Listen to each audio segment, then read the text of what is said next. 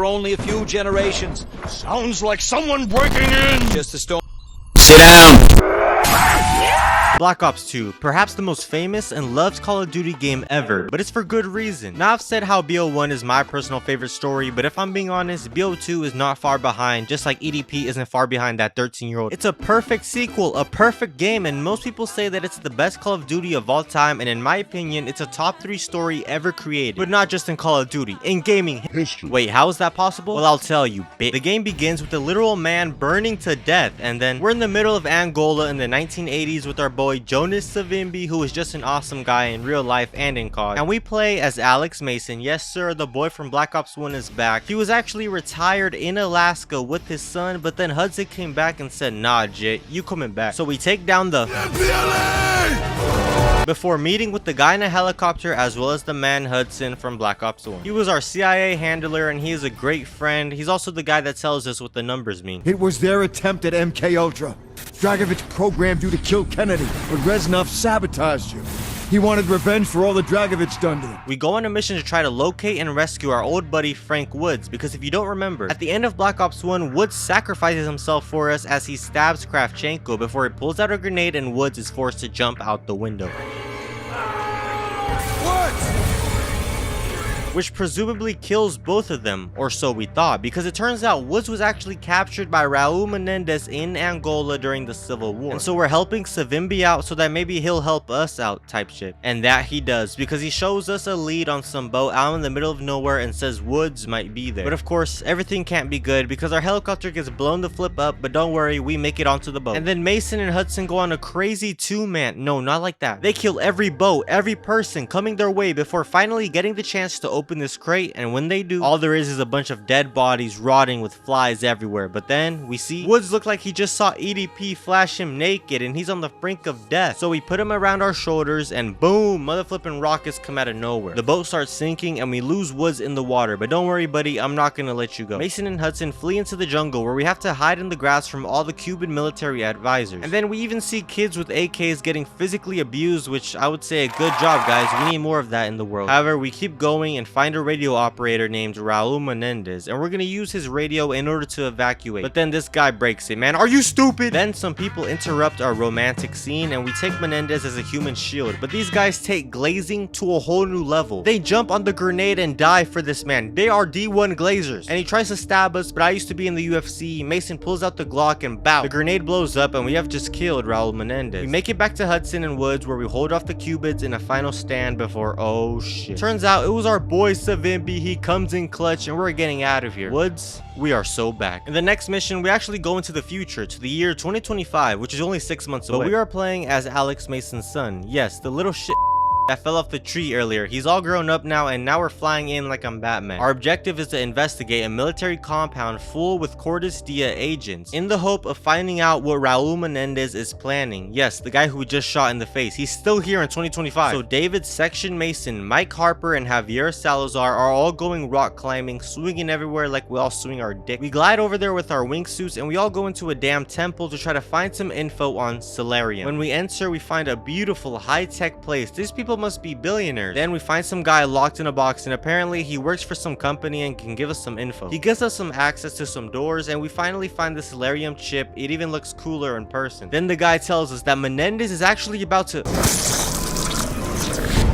You gotta be kidding me. The man dies before he can give a complete explanation, and we have to fight our way out the base before handing over the Celerium chip to my Admiral Briggs. After this, we're heading to Afghanistan because why not? We're back with the OG boys, Alex Mason, Frank Woods. It's good to see you, man. We hear about Menendez's involvement in selling firearms in Afghanistan. So we're sent there to meet up with the man from China, Xian Zhao, and we're heading to a base in Mujahideen. But this man named Rahman says he'll only give us info on Menendez if we give him some weapons. I mean, what kind of bullshit? Woods then tells him that we will go fight for him because y'all don't even know how to use these American weapons, Bobby. But before we can get a response, the Soviets launch an attack on the compound, so Mason Mason, Woods, and Zhao all go to help him out. However, after dealing with one compound, we then see a huge Russian attack with a bunch of tanks coming our way. But we charge head on like the gangsters that we are, but then they shoot our beautiful horse. I'm gonna make you pay for this. We get on top of the tank and find Kravchenko, the villain from Black Ops 1 who Reznov brainwashed us to kill. And the last time we saw him was also when he and Woods jumped out that window and the grenade blew up. It turns out what happened was that they both survived the blast, and Kravchenko woke up first, so he dragged Woods out and captured him in the arms of his military, where Frank Woods had some terrible years in a prison camp being tortured before being shipped out and stuff, and that is when we rescued him. And we're fighting this man like our name is John Jones, and of course we win. Kravchenko is not getting away this time. The squad takes him back to Rahman to interrogate him. Here we have the option to resist the brainwashing and not shoot Kravchenko, or we can just end it all. But if we do resist and don't kill Kravchenko, he will actually tell us there is a mole in the CIA. Getting a little bit defensive there, Hudson. Is it you? But Woods will then shoot Kravchenko, and oh shit. Rahman betrays us and tells us that we are actually the real enemies because we're American. Then ties us up to leave us in the desert where we will die. But then, out of nowhere, Viktor Reznov comes back and nurses Mason and the squad back to life. But how is this possible? I thought Reznov died in Vorkuta. Was that just him in the desert? Well, I made another video going over this and a few other mysteries, so check it out if you want to know more about this. But moving on, we team up with Manuel Noriega, who is the president of Panama and also one of the biggest drug traffickers ever. The United States gives him money and he sends his men to infiltrate Menendez's mansion in Nicaragua. But then we actually play through the perspective of Raul Menendez, where he's with his sister before a bunch of soldiers come in and take him. One of them starts taunting and hitting his sister, so Menendez then stabs him with the shard in the neck, killing him, and is then put to sleep. Black Ops 2 does a great job of showing us why Woods, Mason, and the government want Menendez so bad. It shows why Menendez hates us for what we did to his sister, and it gives us, the player, a reason to absolutely despise Menendez. But the things that Menendez does later in the game really gives us a portrayal of why he's the most hated villain of all time. We also see this story unfold in so many different lenses. I mean, we play as Mason, Mason's son, Woods, Menendez, Farid, and more. But going back, we wake up as Menendez and we have been captured, but then Noriega pulls out a shotgun and kills the guards before untying us. He tells us that he has just rescued us and we should be in American captivity right now. However, Menendez couldn't care less, and we knock this guy out like he's Kamaru Usman, but just as we're about to shoot him, we hear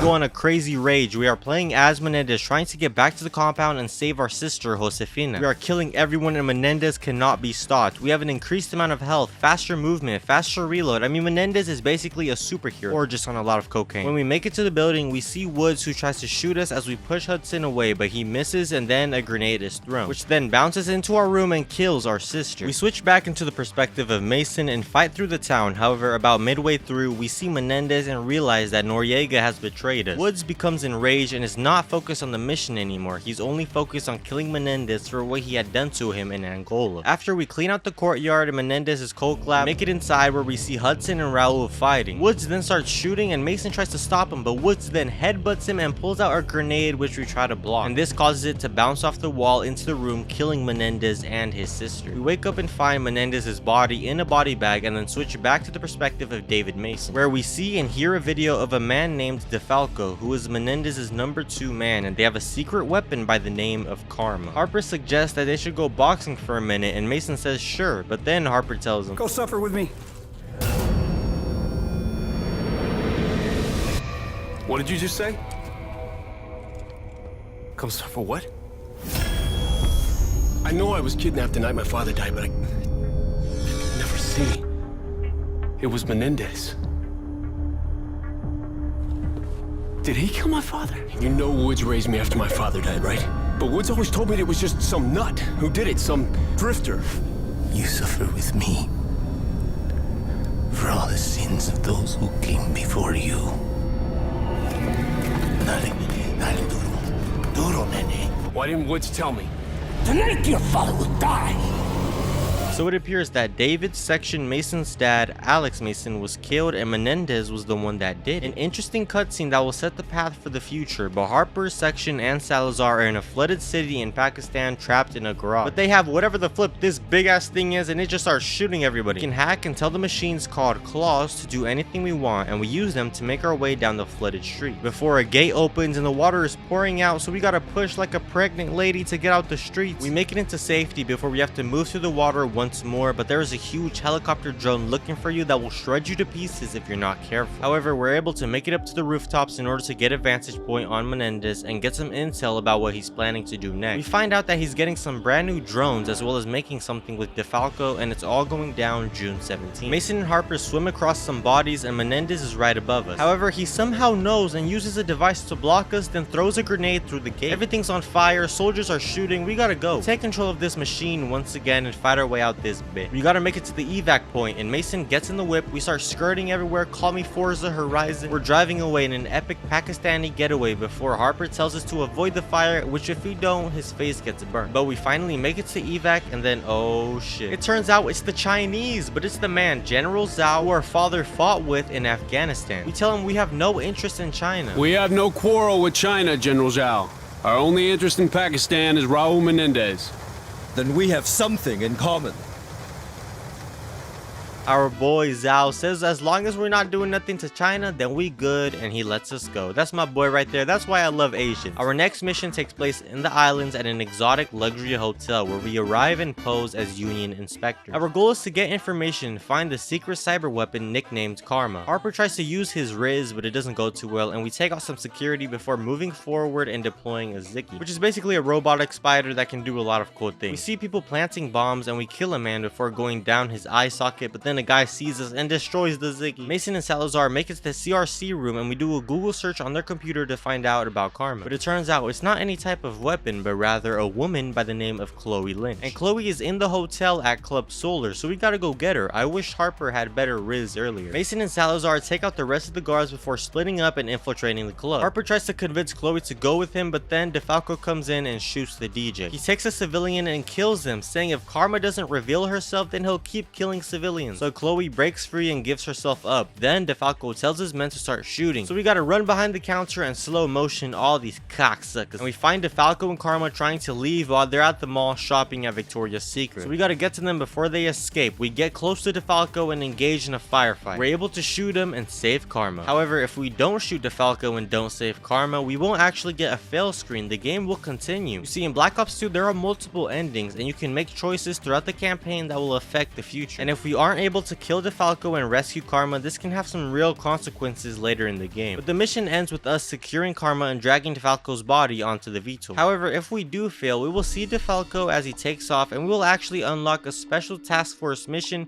that gives us a second chance at saving Karma. However, the next mission, Suffer With Me, is perhaps the darkest and saddest one in Call of Duty history. Manuel Noriega, the president of Panama, is scheming against the US, which causes America to launch an invasion on Panama. Alex, Mason, and Woods make it to where Noriega is staying, but instead of capturing them, Hudson then tells us we actually have to go exchange him for another prisoner. I mean, are you kidding me? I just want to shoot this motherflip in the face. So we make it through the streets of Panama with Manuel following us, but before reaching the Panama Canal, Woods and Mason split up and are on different rooftops before the prisoner comes out and has a bag over his head. Nicknamed Nexus Target, Woods asks Hudson who the man is, which Hudson responds with, "It's him, Woods. Nexus target is Raul Menendez." You should have told us, Hudson. You should have told us. So it looks like the man we see is Raul Menendez, and all Frank Woods has to do to kill him is take the shot. And that we do. Bow! It is finally over. Menendez is finally dead. But on our way over there, Woods gets a strange feeling and notices Noriega with a smirk on his face. What are you looking so smug about? The fuck is going on? What's going on here? No! Mason! Fool. You bastard!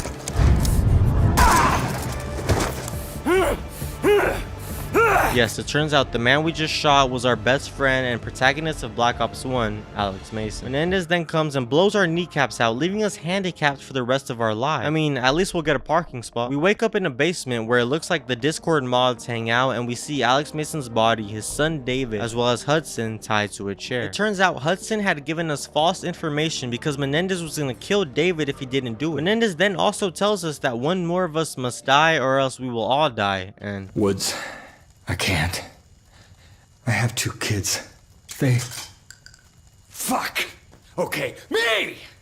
Do it! Do it!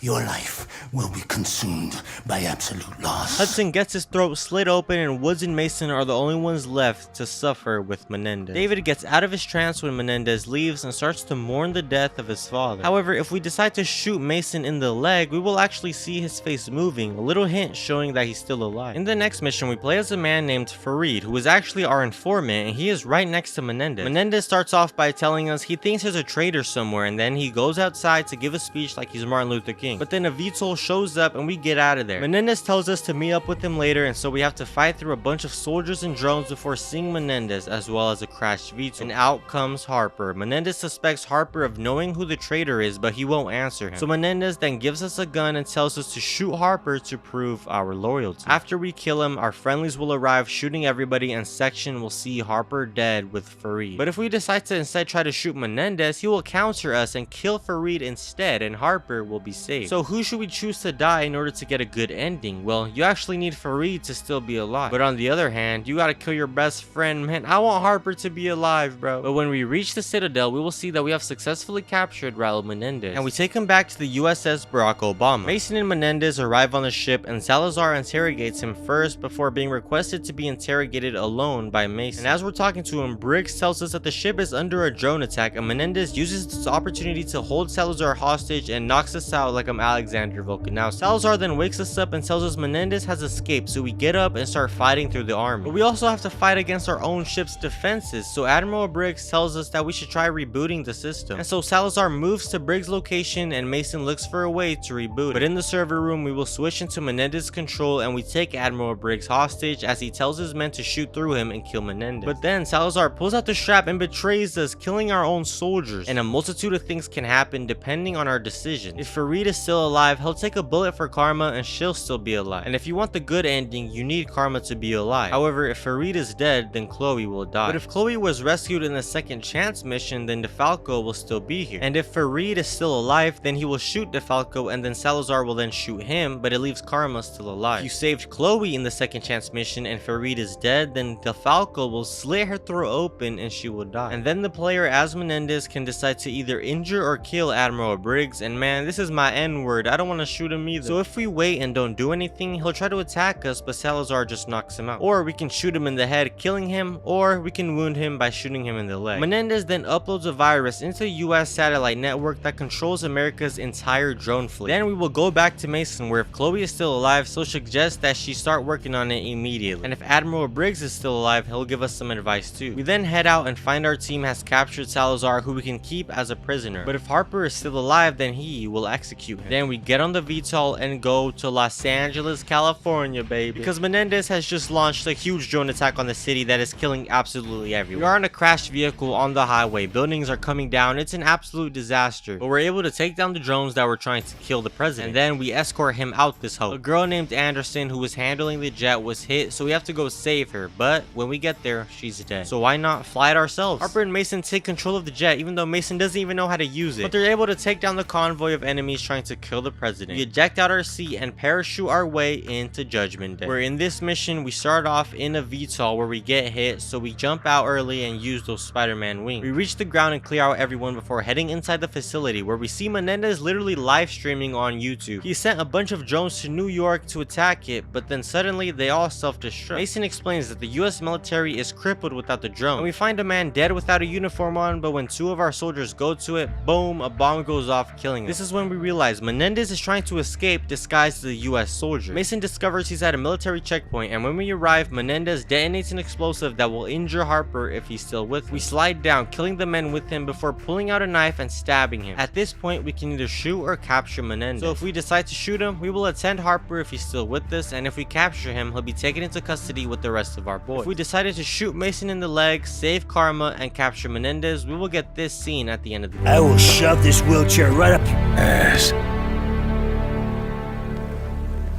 Hey, Woods. You look like hammered shit. You stay right there.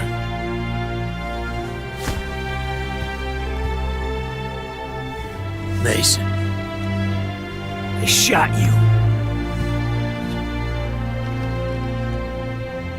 Turns out you're a lousy shot. My ass. Where the fuck you been for 30 years? Colonel Kurtz.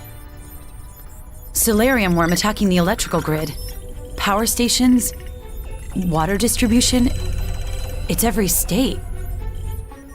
Oh wait, it's all over the world. Get me the president. Chill out, jerk off, I got it. David Mason for Sergeant Woods. Another Mason? Oh, fuck. Hey, kid. Jesus, Come on, freak. introduce you to somebody. Al, this is Dave. Dave, How you doing? this is your dad. Dad.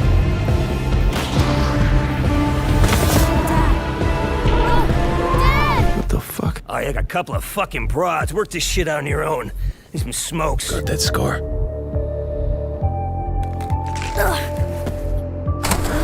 You made me proud that day. I fell.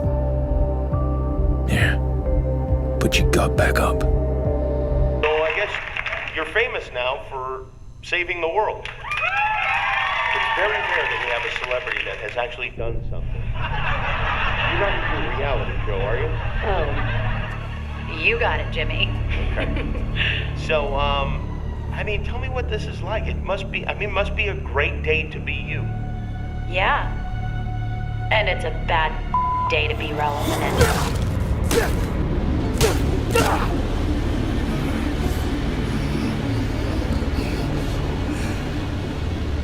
This is seen for most people as the best ending, but if we save Mason and capture Menendez while Chloe is dead, then this will happen. I will shove this wheelchair right up your Ass.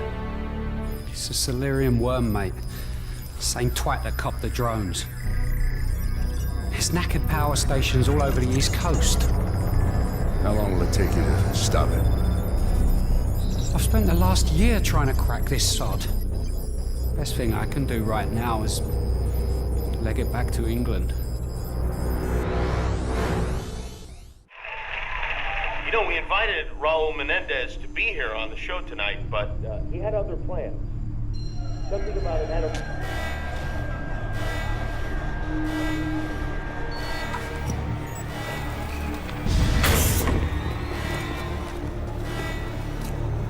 Secure him. What happened to the lights? The fuck?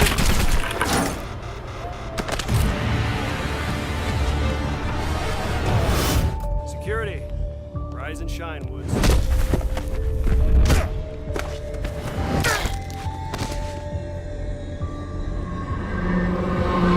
That's an entrance.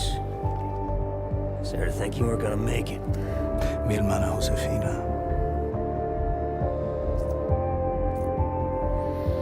Yeah. I've been waiting for this.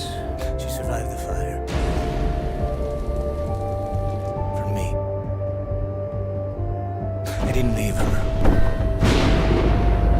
I took her from me. What'd you learn from that? What did I learn?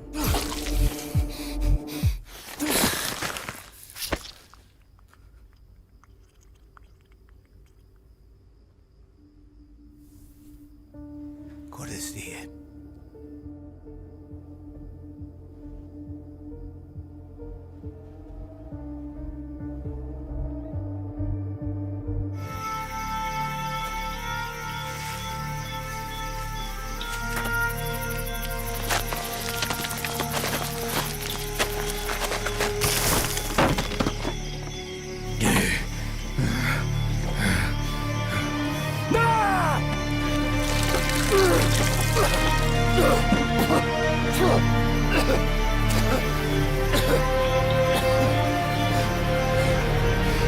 Menendez will kill Woods in a terrible way and then dies a horrible death, and in this ending, Mason does not reunite with his father. However, if Mason survives and Menendez and Chloe both die, then this ending will happen. Hey, Woods. You look like hammered shit. This video is triggered to play upon my assassination. Cortesía, you know how to proceed. My death will shine light upon ubiquitous darkness. Al, this is Dave. Dave. How you doing? This is your dad.